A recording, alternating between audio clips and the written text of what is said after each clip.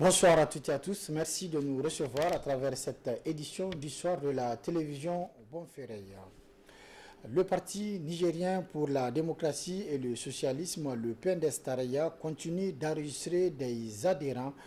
Donc, ce matin, de la région de Maradi, des militants d'une autre formation politique ont posé leur valise au niveau du parti rose, le PNDS-Taraya. C'était au cours d'une déclaration rendue publique pour la circonstance. Explication avec Mohamed Elfa et Ibrahim Amadou Bonfirey Maradi.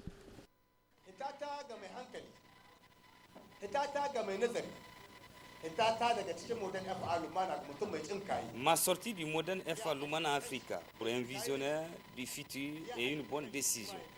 Et j'espère que certains me suivront, tandis que d'autres réfléchissent. Donc, je les invite à emboîter mes pas.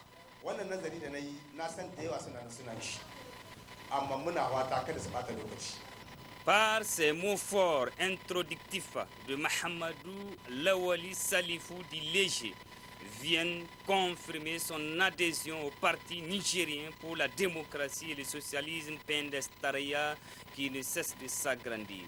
Ces militants d'une autre formation politique ont décidé de jeter l'éponge et se disent plus que jamais engagés d'accompagner le parti au pouvoir pour un développement inclusif et durable.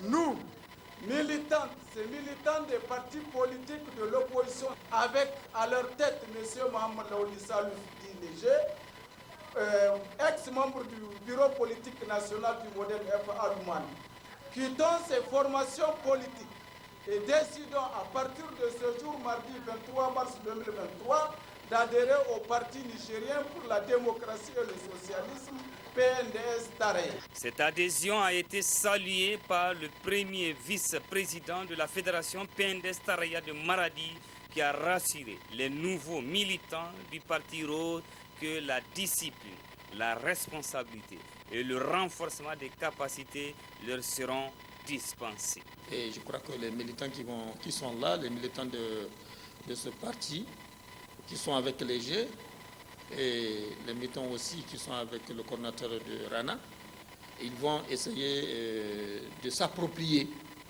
de ces principes du PNDS-Taraya. Et nous allons les encadrer, Inch'Allah. Le PNDS-Taraya est un parti ouvert, comme j'ai eu à le dire. Tout celui qui décide de quitter sa formation politique, qui a quitté d'abord sa formation politique, ou bien qui n'a aucune formation politique, qui n'appartient à aucune formation politique, le PNDS-Taraya est prêt à l'accepter à son sein. Un gros morceau de l'échiquier politique national et sa base vont certainement apporter de l'engagement et l'abnégation pour faire triompher les idéaux du PNDS-Taraya. Fin de la mission de la ministre de la Promotion de la Femme et de la Protection de l'Enfant à New York. Aminata Zourkaleni a participé aux travaux de la 67e session de la Commission de la Condition de la Femme tenue au siège de l'ONU. D'autres précisions avec Moustapha Abdurrahman Zangomo. En marge de la 67e session de la Commission de la Condition de la Femme de l'ONU qui se tient à New York aux États-Unis, la ministre de la Promotion de la Femme et de la Protection de l'Enfant a participé à une série d'activités, panels et discussions, dont des échanges axés sur le dialogue interactif avec les jeunes sur les questions d'innovation, évolution technologique et éducation à l'heure du numérique pour atteindre l'égalité des sexes et l'autonomisation de toutes les femmes et filles. Par la suite, aux côtés des ministres en charge du genre de l'espace Union africaine, la ministre Aminata Zourkaleni a pris part à un événement parallèle, présidé par la directrice exécutive d'ONU Femmes. Événement axé sur le thème « Briser les barrières », des approches innovantes pour faire progresser l'égalité des sexes dans la sécurité et la justice au Sahel. La ministre de la Promotion de la Femme et de la Protection de l'Enfant du Niger a partagé avec les participantes l'initiative du prix JAR du G5 Sahel, soutenu par ONUDC et qui vise à encourager et renforcer la présence des femmes au sein des structures de défense et de sécurité de la force conjointe G5 Sahel. Il est important de rappeler que les pays de G5 Sahel ont établi que la participation active des femmes est cruciale pour relever les défis sécuritaires du Sahel et qu'il était devenu essentiel d'intégrer une perspective genre dans la prévention et la résolution des conflits au Sahel, étant donné que les femmes sont souvent les principales victimes. Je voudrais exprimer toute ma reconnaissance au G5 Sahel qui s'est engagé à impliquer les considérations genre dans son champ de compétences et qui a appelé à l'augmentation significative de la présence des femmes au sein des forces de défense et de sécurité, ainsi qu'à l'émergence des champions et championnes du genre.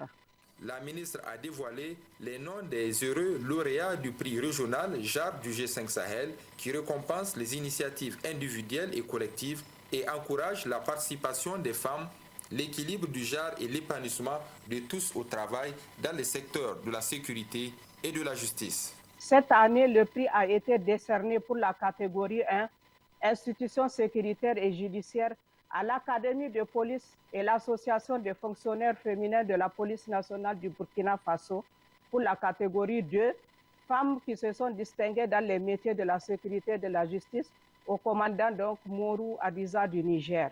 A noter que la ministre de la Promotion de la Femme et de la Protection de l'Enfant a reçu en audience une délégation d'ONUDC conduite par son chef, M. Kameldi. Avant de quitter New York, la ministre et sa délégation ont été les hôtes de la mission permanente du Niger à New York qui a organisé une cérémonie à leur honneur, en présence du nouvel ambassadeur de la mission permanente du Niger à New York et des attachés militaires sortants et entrants. En visite au Niger, la ministre monégasque des Relations extérieures et de la coopération était ce matin à l'unité de transformation de Loga avec le représentant du programme alimentaire mondial, donc PAM Niger, une visite pour constater les réalisations du projet FOPAT. D'autres précisions dans ce compte rendu. C'est à une distance de 140 km de Niamey à Loga que la ministre monégasque des Relations extérieures et de la coopération de la principauté de Monaco a parcouru pour venir constater de visu l'évolution et les résultats de l'unité de transformation de Loga, mais aussi d'être en contact direct avec les femmes bénéficiaires du projet de l'unité de transformation de Loga, qui est une unité de transformation farine de niébé fortifiée au fer et acide folique. Dans cette unité de transformation, Madame Isabelle a reçu toutes les explications techniques de la part des techniciens. Construite et entièrement équipée dans le cadre du projet Fortification des produits alimentaires transformés FOPAT de consommation courante au Niger. Cofinancé par l'Union européenne, la principauté de Monaco et le programme alimentaire mondial, le FOPAT est mis en œuvre par le PAM et l'ONG Greta. Depuis le début de ce projet, on note des résultats satisfaisants, dont entre autres l'autonomisation de 8 903 femmes qui composent 80% des unités de production, qui se sont fédérées en organisations plus structurées, les ISCOPS. Elles ont permis la production de 32 tonnes pour le moment de produits locaux fortifiés, à savoir de la farine de mil, de la farine de niébé fortifiée en fer et acide folique et de l'huile d'arachide fortifiée en vitamine A, dont 11,4 tonnes qui ont pu être utilisées dans le cadre des cantines scolaires du gouvernement appuyé par le PAM. Une nouvelle fois, je souhaite saluer le partenariat solide et fructueux qui lie le PAM, le GRET et le gouvernement du Niger. C'est un projet aussi qui nous est particulièrement cher car il permet de promouvoir les produits locaux, l'économie locale avec l'utilisation de matières premières locales. La ministre des Relations extérieures et de la coopération et celui de l'agriculture du Niger ont tous rappelé l'importance du projet. La principauté félicite les autorités nigériennes pour l'élaboration de la politique nationale de sécurité nutritionnelle 2016-2025 qui vise à établir des stratégies pérennes afin de réduire la malnutrition. Le projet FOPAT, financé par la coopération monégasque depuis 2018, et qui nous réunit aujourd'hui, constitue un formidable levier pour les agriculteurs, les organisations paysannes et les groupements de femmes, en agissant sur la qualité et la disponibilité d'aliments fortifiés produits localement. Les actions du projet concourt grandement à l'atteinte des objectifs assignés à l'initiative 3e et mieux à la préparation de notre pays à l'ouverture commerciale qui se dessine notamment avec le processus de la zone de libre-échange continentale. L'unité de transformation de Loga est installée dans le but de faciliter le travail de transformation de ces vaillantes femmes et leur permettre non seulement d'être à la hauteur à une échelle plus grande, mais aussi et surtout de contribuer à l'éradication de la malnutrition à travers la fortification alimentaire locale. Aussi, cette visite a permis à la ministre d'être rassurée sur les réalisations, la qualité du travail et les résultats satisfaisants enregistrés. Et puis, l'invité des 5 dernières minutes de ce soir reçoit donc M. Hamadou Tchekoura Daouda. Il est le secrétaire général du SNAD. Avec lui, il sera question par rapport à cette question qui tourne autour de l'intégration à la douane des jeunes Nigériens ayant passé le concours d'entrée à la douane, mais aussi de la grève que le SNAD projette d'aller à compter donc de demain pour 48 heures, en fin donc de cette édition. Atelier de vulgarisation des résultats sur l'analyse des risques climatiques pour l'identification et l'évaluation des stratégies d'adoption au Niger organisé par le projet Agrica et ses partenaires sous financement du ministère fédéral de la coopération technique économique du développement de la République d'Allemagne. Hussein Assoumi et Ablaziz Jibrila pour les précisions. Lancée en juin 2020 et conduite dans un contexte de transformation socio-économique et écologique fortement liée aux variations climatiques, la présente étude dans cet atelier vise à vulgariser ces résultats et fournir une analyse approfondie du risque climatique pour l'identification et l'évaluation des stratégies d'adaptation au Niger, a été réalisée par le projet Agrica à travers une approche participative. Donc ce projet entre en fait dans la lutte contre les effets du changement climatique. Donc comme vous le savez en fait, donc le changement climatique il est là, donc il a des effets néfastes. Donc le Niger à travers plusieurs programmes donc essaye de lutter contre ce changement climatique là, donc à travers différents volets. Donc le premier volet c'est le volet d'atténuation, donc on essaye en fait donc de réduire ces émissions ou autres. Et le deuxième volet, donc c'est le volet adaptation.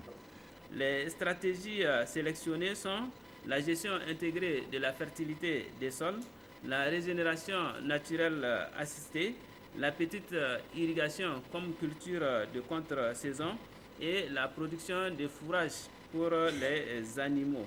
Après la sélection de ces stratégies, il y a eu une phase de collecte des données aussi bien au niveau des services techniques concentrés ici à Niamey que dans les services techniques déconcentrés au niveau des régions. Et aussi, on a mené des enquêtes sur le terrain à l'intérieur du Niger. Au vu des différentes études menées par le projet, dont les résultats ont été présentés à la COP26, la directrice du renforcement de la résilience et de l'atténuation au changement climatique fonde espoir sur la présente étude qu'elle qualifie de contribution importante sur le choix des stratégies de mise en œuvre.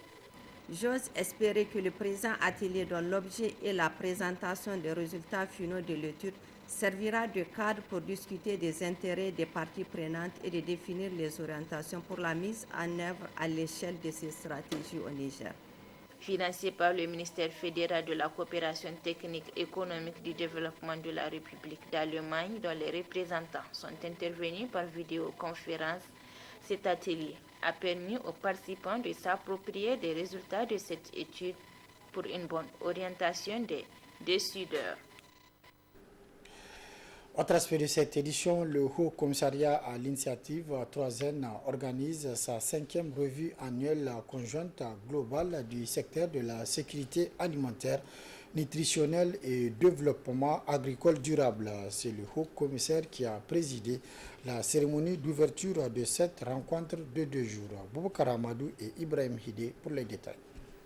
Outre le Haut Commissariat à l'initiative 3N participe à cette revue annuelle conjointe global 2022 du secteur de la sécurité alimentaire et nutritionnelle et développement agricole durable, les ministères sectoriels maîtres d'ouvrage des programmes et les partenaires techniques et financiers. Organisé par le Haut Commissariat à l'initiative 3N pour la 5e année consécutive, cet exercice intervient à moins de 3 mois après la précédente. Il intervient également dans un contexte sécuritaire compliqué, impactant négativement sur l'implémentation des programmes stratégiques. Cet exercice de la revue annuelle conjointe globale est l'occasion d'apprécier les progrès accomplis, de ressortir les difficultés rencontrées dans la mise en œuvre des différents programmes du secteur SANAD, d'identifier les défis majeurs et de formuler des recommandations pour les actions futures. Malgré tous les défis auxquels le secteur est confronté, l'analyse de la performance montre que la gouvernance sectorielle en 2022 a été marquée par la poursuite de la synergie d'action et le dialogue entre les maîtres d'ouvrage d'une part et entre les acteurs du secteur, y compris les acteurs non étatiques d'autre part. Le taux de réalisation des prévisions physiques par programme opérationnel est globalement satisfaisant, avec plus de 96% d'indicateurs renseignés et des taux de réalisation variant entre 50 et 100% et plus de 100% pour respectivement 66 et 53 indicateurs, avec plus de 80% de réalisation financière. Instrument important de gouvernance sectorielle, la revue annuelle conjointe répond aux exigences de l'approche programme et de la gestion par la performance. L'exercice de la RAC 2022, qui durera 2 jours, est une conclusion des revues annuelles conjointes sous-sectorielles organisées par tous les maîtres d'ouvrage des programmes du secteur de la SANAD, qui donne à l'ensemble des acteurs du secteur l'occasion de débattre d'une part sur l'état d'avancement des recommandations de la RAC 2021 et les progrès réalisés en 2022, et d'autre part sur les progrès globaux par rapport à la mise en œuvre du plan d'action 2021-2025 de l'initiative 3N. En 2023, un accent particulier sera mis sur l'alignement des programmes budgétaires aux orientations contenues dans la déclaration de politique générale du gouvernement et l'implémentation du programme de pôle agro-industriel. Placé sous le thème « Création des conditions favorables à la modernisation du secteur de la sécurité alimentaire, nutritionnelle et du développement agricole durable », cette revue favorise l'évaluation des performances sur la base des projets réalisés et des faiblesses et contraintes identifiées, la formulation des recommandations pour des actions permettant de faire face aux nouveaux défis du secteur et l'élaboration d'un aide à mémoire qui consigne les conclusions saillantes du dialogue politique et les engagements des partenaires stratégiques du secteur. À l'instar des autres pays du monde, le Niger a célébré ce 21 mars la journée internationale de la trisomie sous le thème « Vivre avec cette maladie trisomie ». Opportunité saisie par l'association Vivre avec la trisomie avec l'appui de ses partenaires pour décliner au public les actions que mène l'association au profit des enfants atteints de cette maladie. Un appel à soutenir ces enfants est lancé à l'endroit de l'État, les partenaires au développement pour une éducation de qualité pour tous et des soins appropriés au profit de ces enfants. N'est-ce pas, Ablazi Mamadou et Lukoga? Instituée en 2012 par l'Organisation mondiale de la santé, la journée internationale de la trisomie 21 est célébrée le 21 mars de chaque année. Elle est une occasion ici au Niger pour l'association Vivre avec la trisomie 21 de témoigner les actions menées par la dite association à l'endroit des enfants victimes de cette maladie grâce au projet Accès amélioré aux services sociaux, santé et éducation financé par Voice Niger. Elle est une anomalie chromosomique congénitale provoquée par la présence d'un chromosome surnuméraire par la 21 paire. Ces signes cliniques sont très nets. Un retard cognitif est observé associé à des modifications morphologiques particulières. La trisomie 21 a également été appelée mongolisme, mais ce terme, bien qu'encore utilisé familièrement, est considéré aujourd'hui comme biaisé et péjoratif. Elle est l'explication la plus fréquente du retard mental, à l'origine de 25% des handicaps mentaux chez les enfants d'âge scolaire. Mesdames et messieurs, C'est face au caractère de cette anomalie que nous, parents des enfants atteints de la trisomie 21, avons décidé de créer une association qui doit venir en aide à ces enfants en vue de les soulager. La journée est mise à profit pour lancer un appel à l'État via les ministères de l'Éducation nationale, de la santé, aux partenaires au développement à apporter leur appui et expérience aux enfants en vue de les aider à réussir leur vie. La trisomie 21 peut arriver dans toutes les familles, dans ma famille comme dans vos familles respectives.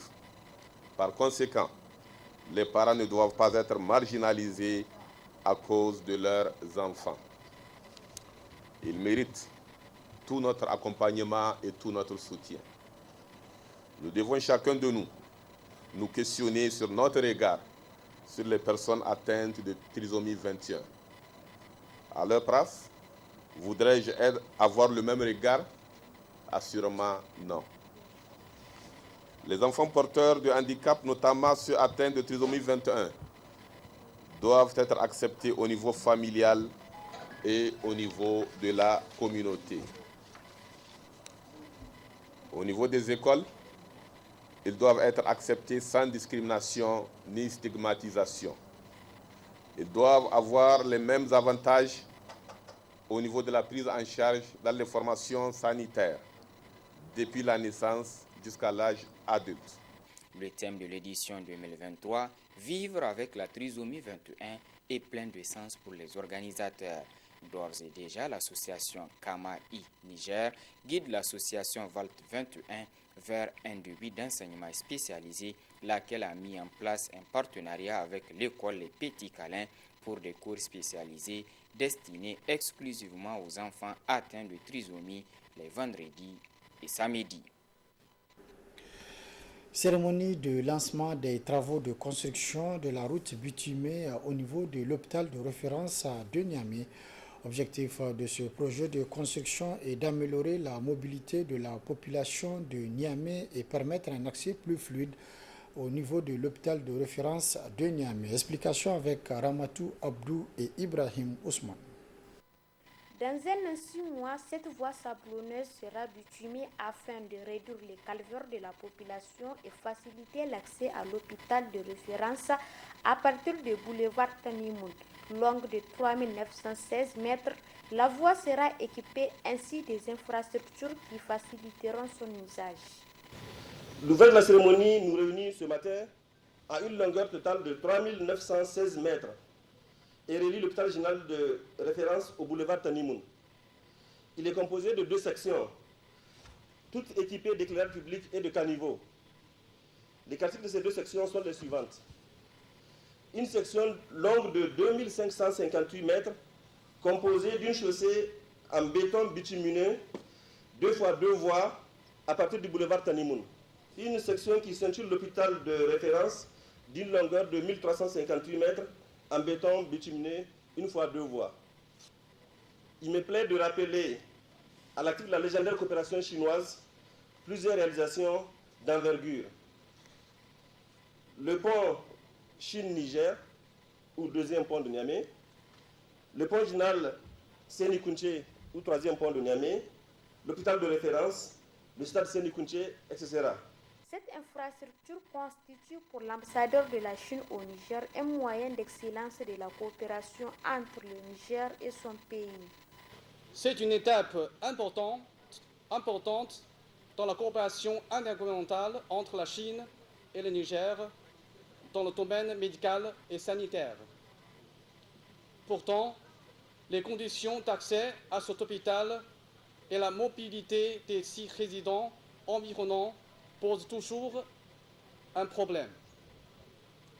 Aujourd'hui, le projet dont nous sommes témoins de sa construction améliorera considérablement cette situation difficile.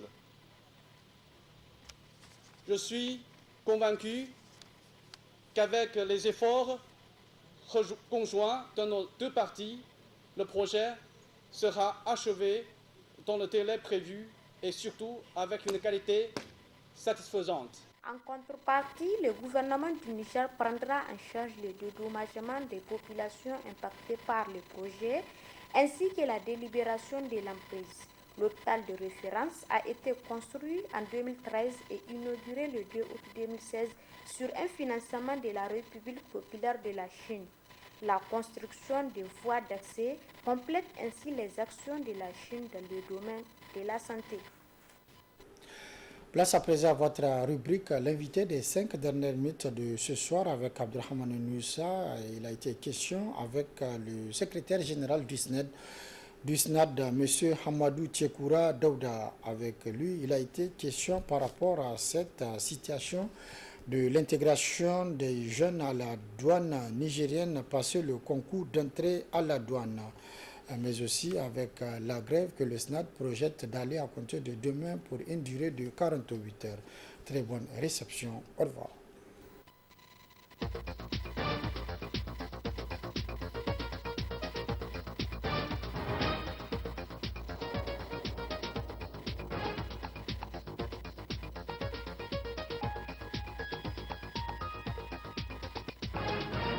Mesdames, Messieurs, bonsoir. L'invité des 5 dernières minutes aujourd'hui reçoit le secrétaire général du syndicat national des agents de douane SNAD, M. Hamadou Tchekoura Daouda. Monsieur Hamadou Tchekoura Daouda, bonjour. Oui, bonjour, M. Abdelrahmane. Monsieur le secrétaire général, pourquoi le SNAD, votre syndicat, s'oppose au recrutement de nouveaux douaniers dans le corps qui en a pourtant tant besoin? Je rappelle que c'est vous dites de l'année 2018. Maintenant, votre terme, quand vous dites qu'on s'oppose, voyez-vous, M. Abdelrahmane, c'est là où la majorité des gens se trompent. Le SNAD ne s'est jamais opposé à un recrutement quelconque. Et mieux, dans plusieurs de nos revendications, parmi plusieurs de nos revendications, le SNAD a souvent demandé à ceux qui est en cas de nécessité que l'administration puisse procéder à des nouveaux recrutements. Et là, pour le dossier en débat, ou qui défrait le public, comme vous le dites, il y a un problème de fond et de forme. Là, si je me tiens à la forme, ce serait peut-être très long de remonter à l'origine de la question, mais donc déjà, c'était des concours qui devaient être ouverts en 2018 pour le compte de l'administration pour des spécialistes. Des spécialistes notamment en économétrie, en informatique, en statistique, ainsi de suite, pour le compte de l'administration. Mais en office, ça devait être des civils qui devaient être recrutés sous l'égide de la fonction publique et être mis à la disposition de la DGD. On ne sait pas par comment, sans que l'administration n'en exprime le besoin, les choses vont changer à partir du ministère des Finances. Pour créer un recrutement direct, là, à tenir compte des conditions d'accès. Et les conditions d'accès au cadre du douane sont encadrées par le statut autonome. Voilà là où se trouve le quiproquo. Quand quelqu'un pense que non, le SNAD dit qu'il n'est pas d'accord, c'est parce que le SNAD n'est pas d'accord. Non. Le SNAD n'est pas d'accord avec la manière dont on a fait le recrutement. On a mis de côté notre statut autonome et pour qui connaît ce que c'est qu'un statut autonome, c'est des choses inenvisageables, c'est des choses inconcevables. Alors, dans la même lignée, dans la même optique, si je puis dire, monsieur le G, est-ce que vous ne vous opposez pas également à l'exécution d'une décision de justice devenue définitive, notamment un arrêt du Conseil d'État? Et est-ce que ce faisant, vous ne risquez pas d'être considéré comme hors la loi? Là également, je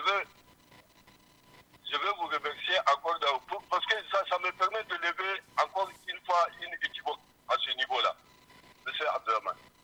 On ne s'est jamais opposé à une question, à une décision de justice. Voyez-vous, là également, c'est un argument spécieux qu'on a utilisé pour embobiner, je dirais, l'opinion. De quoi s'agit-il? Quand les concours se sont passés, en dépit de tout ce qu'on a fait comme effort pour montrer leur manque de base légale, les irrégularités qui les ont entourés, on a dit ça partout, à qui de droit, personne n'a voulu nous écouter et partout le SNAD a été inaudible. Il a fallu que le SNAD s'adresse à la Hadja pour que les mêmes irrégularités soient confirmées et démontrées. Et c'est sur cette base-là que le ministre des Finances de l'époque, en l'occurrence le ministre Diop, a pris un arrêté pour abroger tous les arrêter à cause de ces irrégularités-là, parce que tellement elles étaient monstrueuses et catastrophiques. D'accord, mais en termes clairs, monsieur le juge, cette décision, ou disons cet arrêt du Conseil d'État, vous en faites quoi? C'est là où justement j'allais en venir. Ce que les uns et les autres appellent arrêt. On dit que le ministre Diop n'a pas respecté les délais impartis pour procéder à l'abrogation. Parce que j'ai dit et répété que le processus a pris beaucoup de temps avant que n'intervienne l'abrogation. On a tout à fait de conclusion plutôt de l'abrogation du ministre Diop. Et il y a suivi de cela pour que les uns et les autres disent qu'ils ont une décision de justice qui leur donne raison. Là également, je ne discute pas, moi je l'ai dit que le Stade ne conteste pas une décision de justice. Le Stade n'est pas en opposition ou ne combat pas une décision de justice. On n'est pas dans le juridisme effronté, non. Mais on dit les irrégularités, on en fait quoi également? Tout comme vous dites, l'arrêt là, on n'en fait pas. Les irrégularités, on va faire comme si elles n'ont jamais existé. Et qu'il y aurait, quand on parlait de droit acquis, tout comme des gens disent que les arrêts d'une juridiction sont exécutoires, tout comme certains juristes aussi reconnaissent qu'il n'y a pas de droit acquis sur le fond. Dans cette situation-là, on fait comment?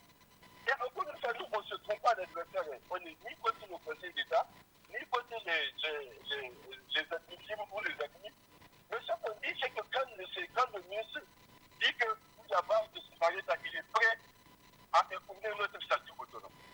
Là, on dit que ce n'est inconcevable, ce n'est pas concevable dans un état de droit. Là où le ministre de la République va dire et assumer la violation des textes de loi.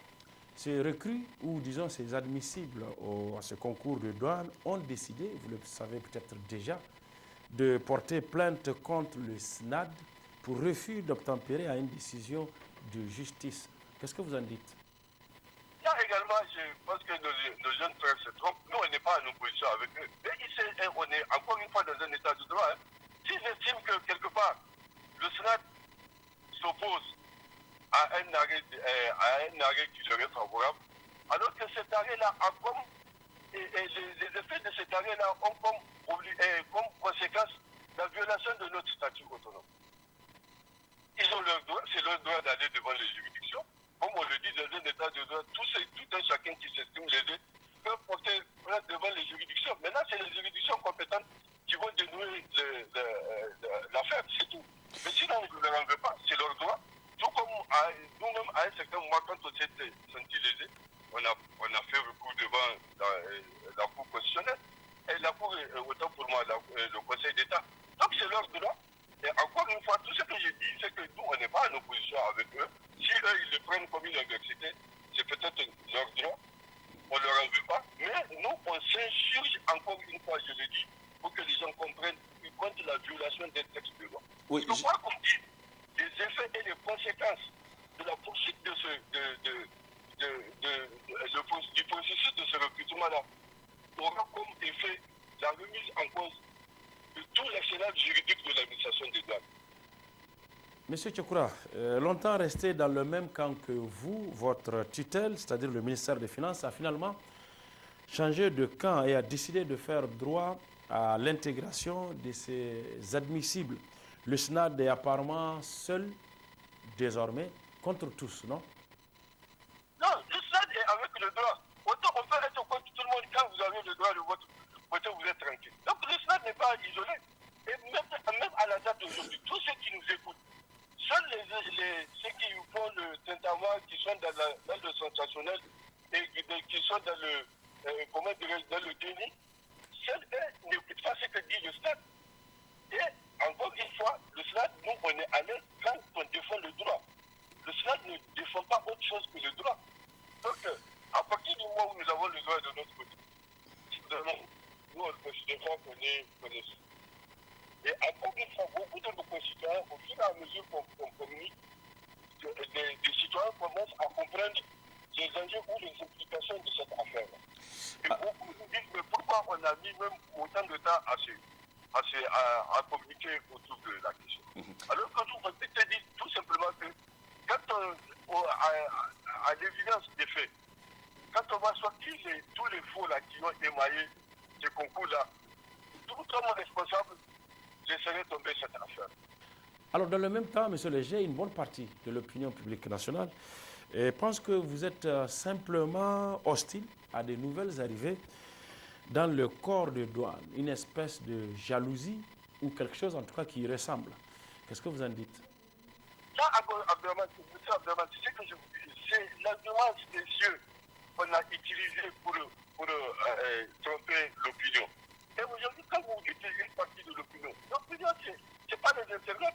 L'opinion, c'est pas certains camarades de la société civile qui eux-mêmes n'avaient pas toutes les informations autour de ce dossier-là. On a vu certaines prises de position déplorables du simple fait que les camarades ne soient pas au courant de tous les contours de ce dossier-là. Donc les internautes, c'est leur travail. Certains disent même de ça. Ils peuvent passer tout leur temps, on dit tout, ça ne nous perturbe pas, ça ne nous abuse pas par rapport à ce que nous poursuivons comme objectif. On est jaloux de personne. On a dit, on n'est pas de personne. Mais comment peut-on être côté les autres Nigériens? Pour avoir dit qu'il faut respecter un texte de loi, pour avoir dit qu'il faut respecter notre statut. Parce que la première conséquence, et on l'a dit au ministre de Dieu, la première conséquence de ce qu'il est en train de vouloir faire aujourd'hui, c'est que demain, à personne, on ne demanderait des conditions pour arriver en droit.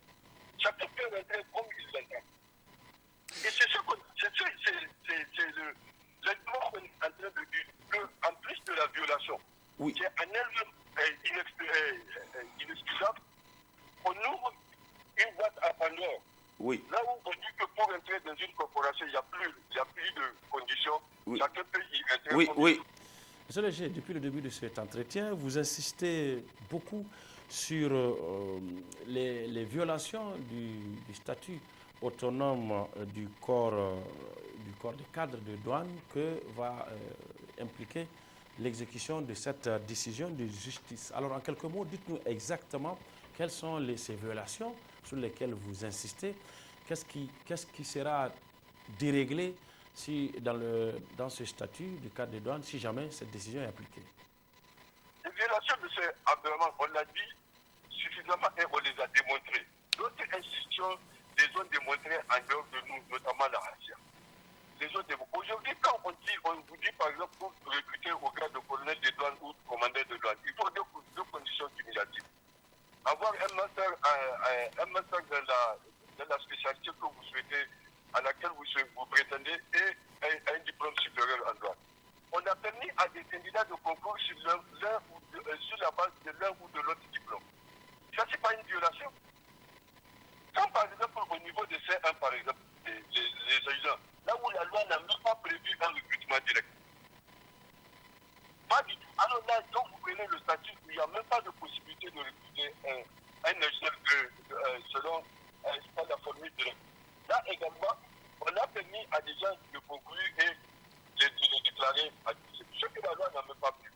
Ça, ce n'est pas une autre violation. Et je peux vous en citer des centaines de milliers. Et tout cela est contenu, encore une fois, dans un rapport de la RACIA qui est connu. Hein. Ils ont même sorti dans un point de presse, ils l'ont rendu public en 2020. Et bon Dieu, aujourd'hui, pourquoi ces deux points, deux mesures, ça qui est donné dans la même République, là où actuellement il y a eu au moins deux concours dans ce pays-là qui ont été annulés sur la base des rapports de la RACIA. Même d'un point de vue pénal, combien de nos concitoyens conduisent en prison sur la base des rapports de la RACIA? Pourquoi aujourd'hui on dit que les rapports de la RACIA ne valent rien? Parce que ça parle de violation de concours à la douane. On a démontré. Oui. Donc, mais personne ne veut en faire cas. Alors, M. Léger, à partir de demain, mercredi, le SNAD envisage d'aller en grève. Est-ce que c'est un bras de fer que vous décidez d'engager pour, encore une fois, marquer votre opposition dans ce dossier? Voyez-vous, monsieur, bras de fer, ce n'est pas tellement le mot approprié, parce que bras de fer voudrait dire venir se combattre par la force physique. Non. Là, on est sur un terrain de droit. Là où on a dit, et les deux raisons évoquées dans le préavis, c'est de dire au ministre qu'il renonce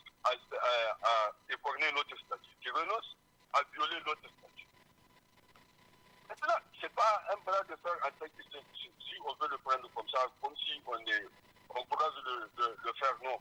Mais on dit que le SNAT et les agents de douane ne sont pas d'accord pour que leur statut autonome soit mis à mal ou mis dans les tiroirs pour faire plaisir à une certaine population. C'est tout ce point.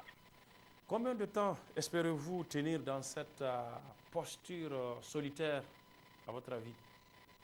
En tout cas, avec tous les arguments de droit que la loi met à notre disposition, on compte les utiliser. Dans le cas-ci, c'est la grève de zèle. Contrairement à la grève classique, la grève de zèle existe à ce que nous soyons à nos postes, mais que les activités et les opérations de dédouanement se feront avec un zèle excessif, qui feront en sorte que le travail va être considérablement ralenti. Et c'est ce que la loi nous prévoit aujourd'hui comme moyen de lutte. Et c'est ce qu'on compte en faire usage jusqu'à la victoire, si je puis dire. Monsieur Hamoudou Tchikoura Daouda, secrétaire général du Sénat, aujourd'hui, au moment où nous parlons à la place de toute cette polémique, de cette guéguerre, qu'est-ce que vous proposez pour décanter la situation? Qu'est-ce que vous proposez pour mettre terme à tout ça? Là, d'abord, premièrement, il faut qu'on nous écoute. Parce que c'est pour la première fois qu'on voit dans des pays là où on s'en prend à des gens qui demandent le respect de la loi. Pour la première fois, d'abord qu'on écoute ce qu'on est en train de dire. Deuxièmement, que les gens aient le bon. Peut-être c'est trop leur demander, ceux qui sont passionnés sur la question, qui du reste n'ont même pas un intérêt direct ou immédiat sur la question, et qu'ils arrêtent de lyncher le SNAD ou les responsables pensant qu'ils vont nous freiner dans notre élan.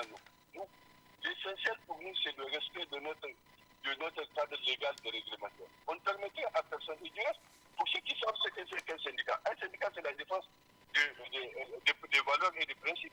Aujourd'hui, est-ce qu'on pourrait nous faire le procès de défendre des principes? Du moment où vous voyez partout, chaque citoyen, quand il en a l'occasion, trouve le moyen de dire j'ai des droits, il faut les respecter. Personne n'a pas de devoir. Mais nous, on parle de notre droit d'existence du point de vue personnel. Parce qu'aujourd'hui, si passez-moi l'expression, on bousille notre statut, on n'a plus de situation juridique du point de vue personnel. Donc vraiment, il faut qu'on nous écoute. On propose à ce que, à l'impossible ligne de tenue, et on a dit au ministre du Finance, à l'impossible ligne de tenue, à partir du moment où l'implication directe de l'application de ce qu'il veut faire là, c'est la remise en cause d'un cadre légal et réglementaire, c'est de voir d'autres voies de moyens par lesquels on peut solutionner le problème. C'est tout. Encore une fois, on est quand personne, tout le monde, tout celui qui remplit les conditions a le droit de venir en douane. Sans la permission du Sénat parce qu'il n'en a pas besoin. Mais là où le Sénat doit être intéressant, c'est de dire que les conditions d'accès au cadre de douane, on ne doit pas les négocier, on ne doit pas tergiverser là-dessus. Monsieur Hamoudou Tchikoura Daouda, merci. Merci. Merci beaucoup. Merci à vous également de nous avoir reçus chez vous. Excellente soirée. Au revoir.